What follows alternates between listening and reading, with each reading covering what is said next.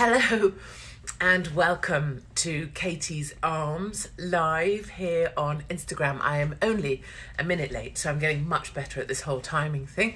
When I was 5 minutes late the other day, and welcome to everybody. There is a little bit of dodgy lighting in this room. I'm just checking behind me to see what there is in shot, don't know. So I apologise for that, but you know what? We have to make the Katie's Arms happen wherever it happens. And when I'm eventually back in the UK, we will make it happen somewhere near you. I'm fairly determined of that as well. I mean, that'll be harder in Wales, mostly because I'm banned from either all of or most of Wales, particularly Welsh schools, anywhere near a Welsh person, all of Cardiff, most of Newport. So Wales will be a bit harder to get the Katie's Arms on the road, but we will find a way. I'm assuming Scotland might not be that excited to see me either, given my comments on the ginger dwarf from the north. However, I'm glad that everybody is enjoying the Katie's Arms. I'm also grateful for everybody that's been writing in, just to say that actually having half an hour of just laughing is doing everybody a world of good, and it's kind of being a bit of a tonic in a time when things are pretty shit, actually. Now, my wine glass today, because I am, obviously a celebrity and obviously staying in only exclusive resorts and the smartest hotels, is actually a paper cup. This hotel is having a bit of a nightmare. I'm in Colorado, in America. And this poor hotel, I don't know what happened, but basically COVID happened, everything shut down. And now they've sort of pretended that the hotel is open again. But in fact, nothing really works. Nothing's actually functioning.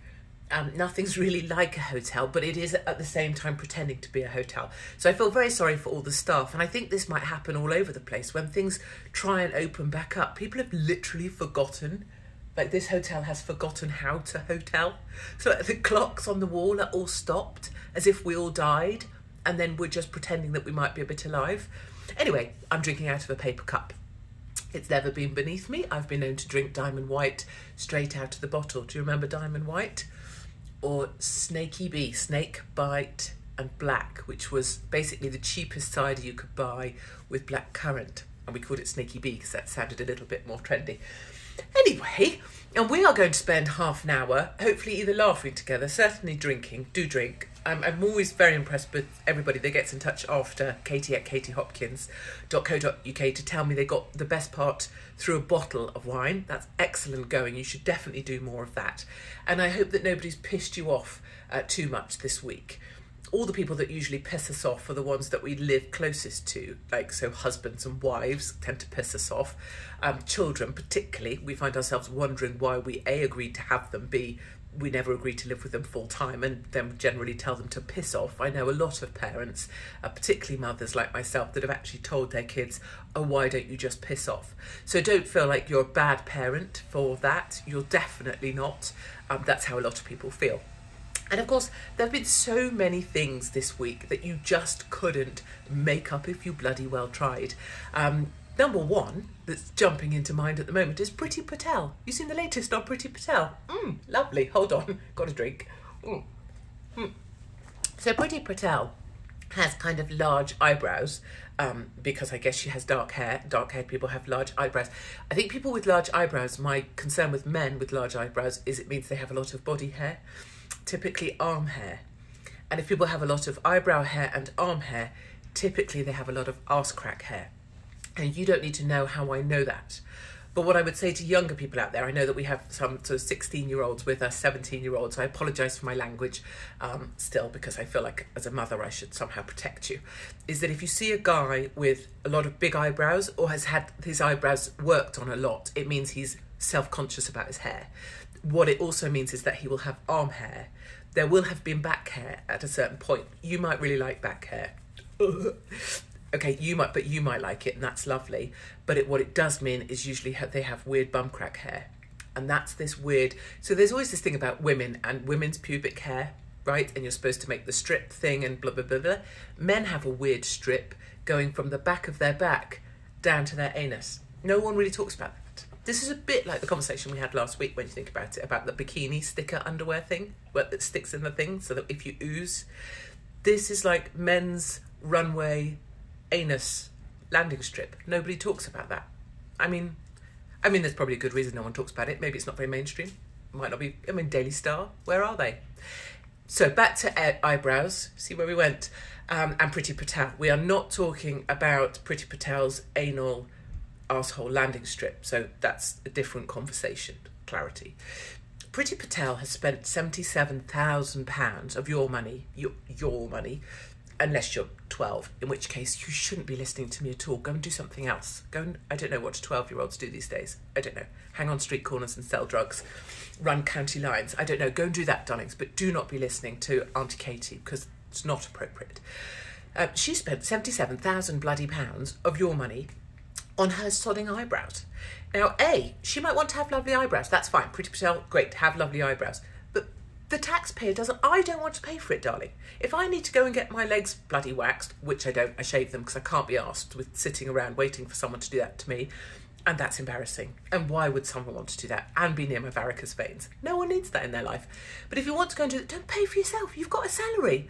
People with expenses always treat expenses differently to their own money. Sounds obvious. It's why you see so many people from the NHS at the higher levels on first class transport, right?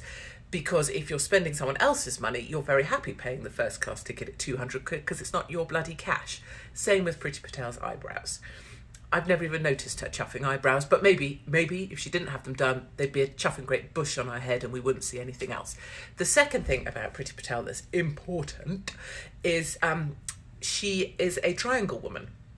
I think men are going to get this more than women, and some of the chubbier chubbers out there will need to take offence at this bit. So go and grab yourself a cake, go and eat something out the fridge, and leave me chat with people that aren't, paranoid about their weight or want to blame me for the fact they're chubby. It's like, it's not my actual fault that you're tubs. Priti Patel is a triangle woman. So she's basically this shape. And the weird thing is, if you are working in the media and you get Priti Patel to about here, you think she's actually quite slim. And she is also quite attractive. So she's got these big ass cheekbones. And so that she's like, So, and then she's got lovely hair. And so she looks bloody lovely, which I see. The weird thing about Priti Patel is if she stands up, not that you need to see me stand up, to you know what standing up is, so I don't actually need to demonstrate that to you, do I? But if she stands up, this bit here where I just have chicken legs, she has got like the base unit of a triangle. She's like wedge woman. So Priti Patel just goes boom, boom, straight out, like boom. And no one really shows that, but when you do see it, it's just really freaky. I mean, looking for the positives, because that's what we're doing, because it's lockdown and it's COVID and it's the Katie's arms and we all need to love each other, is that with that chunk she's got going on, she is not going to blow over in a breeze. So I guess politically speaking, that's good, isn't it? Robust members of our cabinet shouldn't blow over in a breeze. And bugger me, chunk woman ain't going to blow over in a breeze. So that's a very positive thing about Priti Patel. She also spent £5,000 of your money, not you if you're just a dole bludger, furlough, whatever, you've just taken everyone's money anyway, but boom, just 5,000 in bloody Primark. And you know where she spent that on? She spent it on chuffing asylum refugee buddy off I pop from Calais and rock up at Dover and get stuck in a better hotel than most of us go on with our families when we're trying to have a vacation in the old days when we used to have a holiday. She spent it on asylum seekers. Now, I know asylum seekers pretty well, actually, quite a lot of them. They're going to be well pissed off with that because they don't like that Primark crap. They much prefer the labels and they much prefer the stuff that's a bit more stylish. So I can imagine that they saw the Primark shit and were like, stick that up your arse, love. I don't want a tatty t-shirt that looks like a bag of crap after I've worn it once. The thing that does my tits in about Primark in the old days when we used to have lives and go shopping is those bloody, what do they have? Those brown bloody paper bags, don't they? And you see the women with their strollers, women with children and bugger all to do in their days. And obviously I'm reflecting to a time gone by, a bit like the war years, but the years when we used to have lives before COVID bullshit. Primani bags on the back of strollers, like bulging with crap. It'd be like, I'm telling you, bird, you don't need any more of that crap that's in that bag. You don't need it. You don't look great in the outfit you're wearing. What you definitely don't need is more shit outfits like the outfit you're wearing, right? I used to just stand in Oxford Street. People won't know I do this shit because they think I'm always walking around like The Apprentice, pulling a roller, going, "You're fired," or bam, bam, bam, bam. But anyway, I used to stand outside Primark on Oxford Street and just watch the lunatics with their freaking great big paper bags when it pissed it down raining. If you want entertainment, I swear you don't need a TV, you don't need an iPhone. All you have to do, stand outside Primark in the pissing rain, if it ever opens again. You might even see Priti Patel shopping for asylum seekers. Huh? Triangle woman. So, yes, if it rains, those bags dissolve. They literally dissolve. It is like sugar in coffee. And then all the shit stuff that no one ever needed, but they got carried away because it was only £2.50 for the shit thing they didn't need, dissolves onto the pavement with it. So there you are, little idea for you. What did I want to talk to you about? Oh, look, I even wrote notes. I wrote notes to come to the pub. That's a bit weird. So I've left Mexico is the point. Someone's just said, is Katie all right? I know what's going to happen now. I'm going to have everybody telling me. This happens every single week. Every single week at the Katie's Arms, somebody says, how much did you have to drink? I think you must have had a few tequilas before you came. How many to the Katie's Arms? Not generally came. I think you must have been drunk. I'm not. I haven't had a sippy doodle apart from this sippy in the paper cup that you saw. This is literally what it feels like when you have life coursing through your veins again, when you have stuff going on. I'm going out tonight to do a talk, well, more of this really, in a big venue that's got a bar, 160 tickets are sold. We will sell out the venue, 200 people, and it's just me for 2 hours. Can you imagine the poor bastards? They'll be drinking themselves to death. But this is what life is like when you are awake and you are energized by your life. It's not that I've been drinking, so just to correct that. I haven't been drinking. I haven't had plastic surgery on my lips. What else do people say? Something about my boobs, I can't remember. So I left Mexico, and it turns out the whole time I didn't want to say when I was there because I didn't want to, I don't know, draw any attention to anybody or upset anybody. But in Mexico, I was staying next to a clothing optional resort. And I just want to say to all people who've ever stayed at a clothing optional resort, I bloody love you. I love you. They had a basket inside the door. I mean, not that I'd know, because obviously I wouldn't have gone on to a clothing optional resort or anything. But they had a basket inside the door that you chucked your sodding mask in. And then the rest of the time, you could just walk around with your todger out if you wanted to. And people did. And they had their whole holiday on the beach resort, lovely staff protecting them with their willies out or their boobs out or all your bits out, having a lovely time. I just think, what a great thing at a time of COVID and lockdown and all the bullshit, walk around with your knob out. I will say one thing about some men who go to places where you have your knob out, is there's a lot of men with very small willies. And I didn't know that as much as I realise now. And it's either that men with small willies like to go to clothing optional resorts, or I just happen to focus in on the smaller ones, or men with big willies don't go to clothing optional resorts. I don't know. I just think I would have thought they might hide them. But I love the idea that they're just like, no, it's small and here it is. Boom. Or not boom, more like a boom, boom. Anyway, I guess my pledge is for everybody. Everybody must go. I want to go. I'm going to talk to lovely Mark about it. Clothing optional resort before I'm 50. And don't give me any of this shit about, you know, oh, you already look 65. Oh, here's a picture of me. Here's a picture of Katie Hopkins. Oh, I'm 8 years older than Katie, and don't I look brilliant in this one picture I carefully selected when I haven't got the media trying to make me be a monster, and that's why I have to look like a haggard old cow. But I definitely think before you die, or even before you're 50, or if you're already 65, darling, do it now, immediately. Book up clothing optional resorts. Get your winky out. Sit there with your vagina hanging over your napkin and just live that life, because that's free. So then I flew here to America, and I broke back in to the land of the free, and currently presided over by the demented old git that is Joe Biden. I don't know if any of you saw him faceplant up the stairs. He tried to get into Air Force One on his own without sort of, residential care assistance, and fell up 3 times. I actually don't like watching Joe Biden fall over at all. I don't like it. I don't see comedy in it. I don't think it's... I actually just want to run and give him my bloody arm and get him up the stairs, or pick him up and lift him up the stairs, which obviously I could, as we know. But it is sad that gentleman who has dementia is being put up as president and being used in that way. It is tragic that that's what the left and Democrats are prepared to do, and his wife. If I ever meet Mrs. Biden, and actually Mrs. Biden, if you're here at the Katie's Arms, be careful, love. This isn't a direct threat as so much of a promise that you and I are going to have a conversation, and it's the sort of conversation we're going to be having outside. Because if anyone ever treated anyone that I know, love or care about, or a stranger, or anyone here in the Katie's Arms in that way, and treated someone with dementia with that kind of unkindness, I find it upsetting. I would be dealing with that at a personal level. So I don't enjoy watching Joe Biden. I don't enjoy the press conference where he's obviously struggling as well. And the levels of cruelty is indicative of the other side, I think. But anyway, I brought it back into America and I started on the Katie Hopkins Live, Laugh, Love tour. I'm here in Colorado. So if you happen to be in Colorado, near Colorado, or can get on a plane, I'm here for 2 weeks. I have 18 dates. Venues were pretty sold out, I think. We're about 250 seats in each venue, and I will see you there and we can properly laugh together, and I promise you will feel better.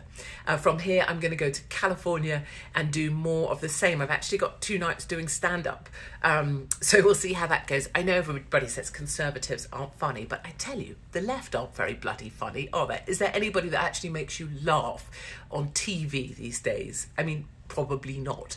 So I'm going to California, and then I'm going to carry on the road, bringing you news and stories and things you won't get to hear because no one gives a shit about anything than easy stories about COVID, because the media are lazy bastards.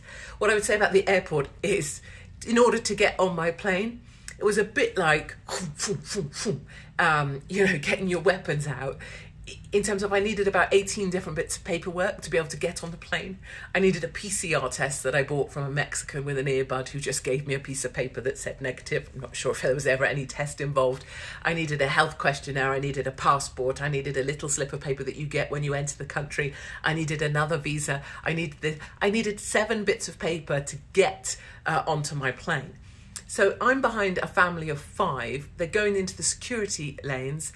And so that family of 5, 7, 5, 35, just check that before everyone goes, no, it's not, you silly cow. 35 bits of paper. And you know what it's like when you are in those lanes going to security. You've got your stroller, you've got your bag, you've got your other handbag, you've got all this crap, and you're trying to find 5 different PCR tests, 5 different passports. Like, they're making it such, I mean, I know we know, and I know in the UK it's $5,000 if you even try and leave the chuffing country, which is a load of bollocks. And Stanley Johnson clause means that if you're a second homeowner, you can still leave the country because it's all right if you're one of the elite. It's just not all right if you're one of us plebs. But yeah, they're just making it so bloody hard, and I think they're doing it on purpose to try and make people feel, like it's not worth the effort. Well, it is worth the effort. And as soon as you can travel, my darlings, please make sure you do. I would say as well about when you get on the aircraft now, air stewardesses, and I'm directing this specifically at American air stewardesses, have become lazy bastards. Lazy bastard airline stewardesses and stewards. They know very well they don't have to do shit for you anymore, and they are going to make sure they don't do shit for you, not at any point. They sit at the back of the wagon, they have their little phone out playing this shitty little game where you have to spot the numbers of apples and pears or strawberries. I don't know what intellect that suggests they don't have.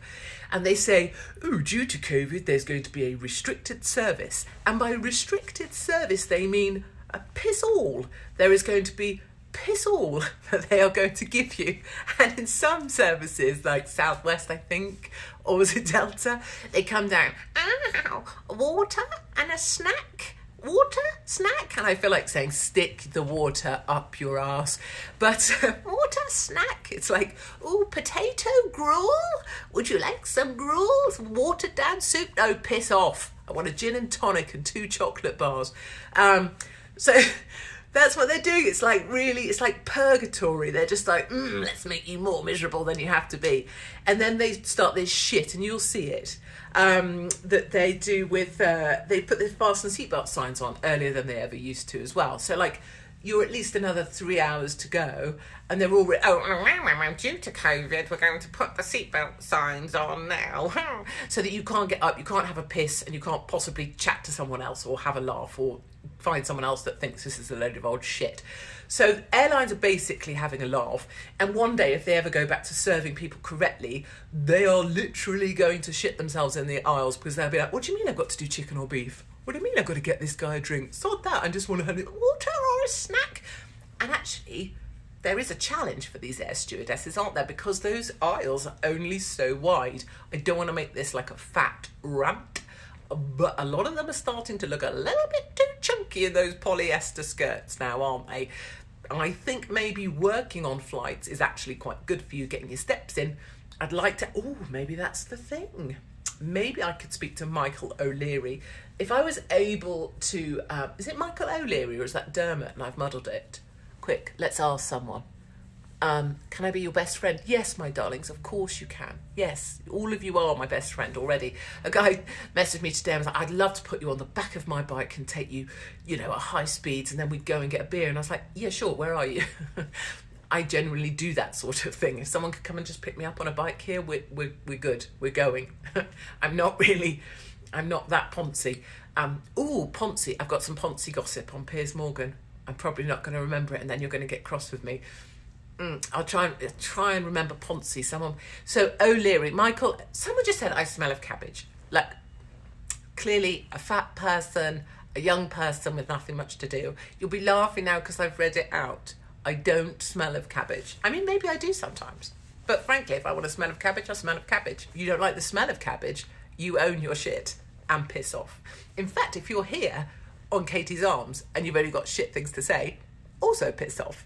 And in fact, if you go on my YouTube and you just want to do a thumbs down every single time, maybe you could piss off there as well.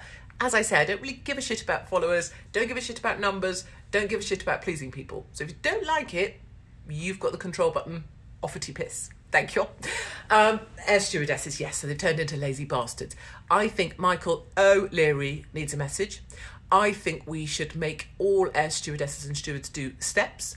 And if they haven't done maybe, 10,000 steps per flight and handed out at least some gin and tonics, whiskey and coke, whatever, then they get penalised in some way. Maybe they're not allowed on another flight. I don't know. Passengers deserve better. That's what I'm saying. I know you're all pissed off at me because you're not going anywhere. And you're like, yeah, shut up, Hopkins. We're all sat at home. So a quick shout out. Yes.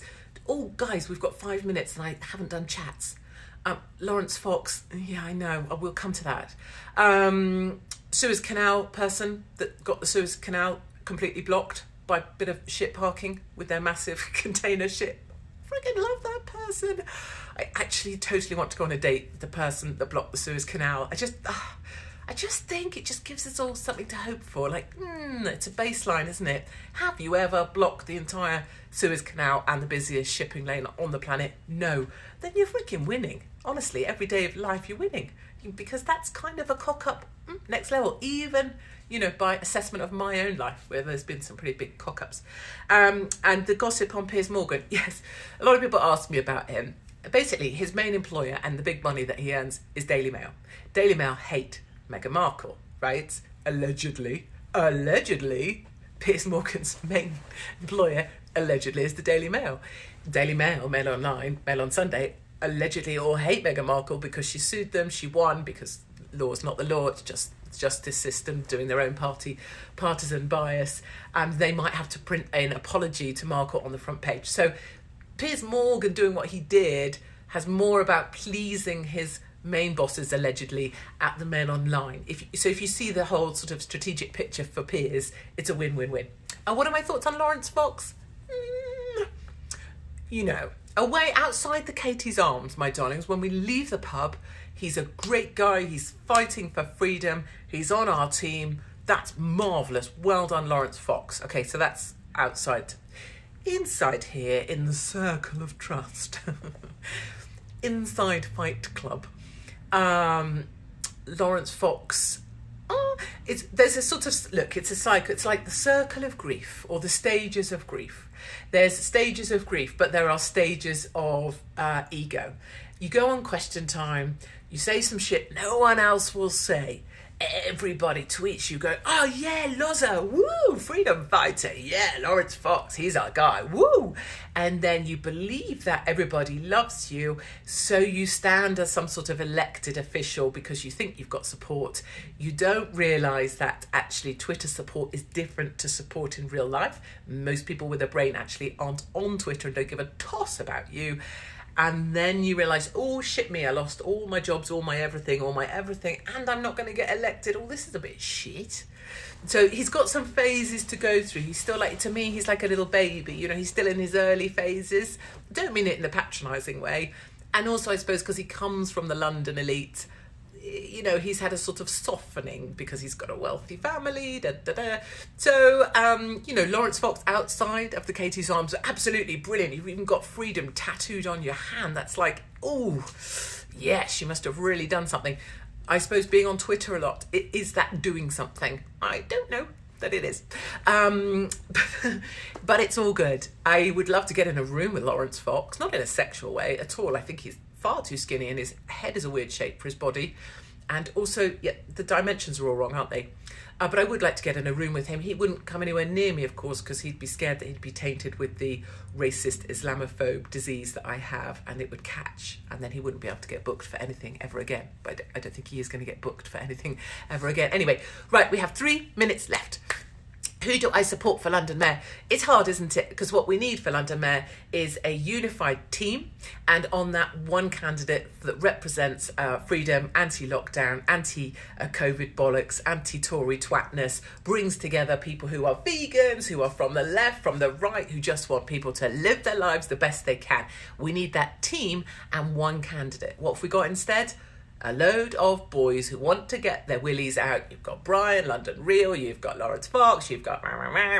We've talked about it before. There's just too many egos, not enough team, and so our side can never win, which means the nipple height Muslim mayor will get back in. And that will be our own. We will have defeated ourselves through 1,000 cuts. And it's so frustrating. I want to get the boys by their willies and slam them together. I mean, even better, get behind me, I'll run, they can all shut up and I'll sort that shit out in about 2.4 seconds. That's not going to happen.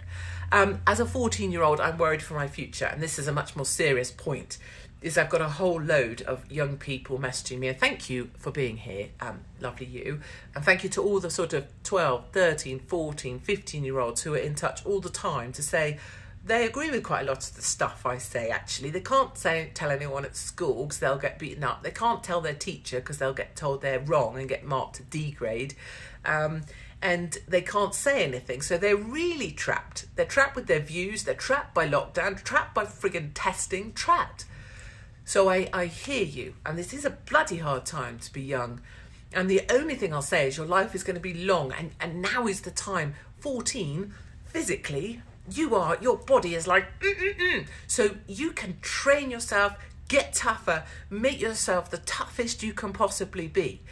And I think if you think about yourself in 3 blocks, strength, endurance, prevailing. You need to be strong in order to endure, in order to prevail. So like if someone's going to come at me and stab me 50 times, I need to be strong enough to do that. I need to endure being stabbed 50 times, and then I will prevail. You can tell I'm actually prevail. This is a real life scenario we've walked through, me and a few people. So strength, endurance, you will prevail. So if you're at all wondering what the hell to do, shit me, I don't know what to do. I'm 14. This is awful. Build your strength in every way. Mentally, read stuff, think stuff. Physically, toughen up. Prepare yourself in the best way you can, and know that you are investing time in yourself to make yourself as strong as you can. That's kind of my best advice at the moment, because I can't just yet get back to the UK. I'm coming back, and we will start to go back and take back the freedoms that we've currently lost. So what are we up? It's past, and I don't want to take more of your time, because I never want this pub to become something people are like, Jesus, is she ever going to shut up? So let's do a summary, as one might if one were coming to a proper lecture with a sensible type of person that, you might go and... I don't think I'm going to be on a TED talk anytime soon to you. So let's have the executive summary of what we've discussed. We've discussed Priti Patel being a triangle woman and men having anal hairlines. That was an important point. We've discussed the comedy of Primark and the fact that people's bags dissolves outside and we shouldn't be clothing asylum seekers in Primark because they don't really give a shit about Primark anyway. We've discussed the fact that everybody should get their knob out at a clothing optional resort, particularly if you have a tiny knob and you're proud of it, because in many ways that makes you better than the rest of us, not worse. It's just that I'm never going to sleep with you. We've also talked about the fact that airports are a load of old shit now, and in fact air hostesses and stewardesses need to work a damn sight harder, and don't come anywhere near me with a bottle of water and some freaking gruel, because I am going to tell you to stick it up your arse if you can possibly get to your arse now that your polyester skirt is quite as tight as it is. And finally, we talked about Joe Biden, the fact that I'm going to be having a word with Mrs. Biden sometime soon, and that conversation is not going to go particularly well for her. And I think that was it, ladies and gentlemen. That was it. So go, live, laugh, love. My homework to you is to find, I was listening to Queen earlier live, is to find your favourite artist, whoever it is, listen to them, listen to your favourite track they've ever done, and listen to them do it live. And the bits where the crowd take over, those are the bits. Turn those bits up. Remember what it felt like to be amongst the best kind of people, having the best kind of time, making the best kind of noise. Book yourself into a clothing optional resort. Next time you see Priti Patel, notice that she is a triangular woman. And I will see you all next week. I'm going to have to move the times because I'm stood on a stage somewhere probably flashing my vagina, darlings. If all else fails, flash your vagina. That is an advice. If you're 14, that's not advice, that's just... And I will see you. I will let you know the new time for Katie's Arms, and I will see you next week. And do not, at any point, make me use my Israeli army voice. Certainly not in the streets. It won't end well for you.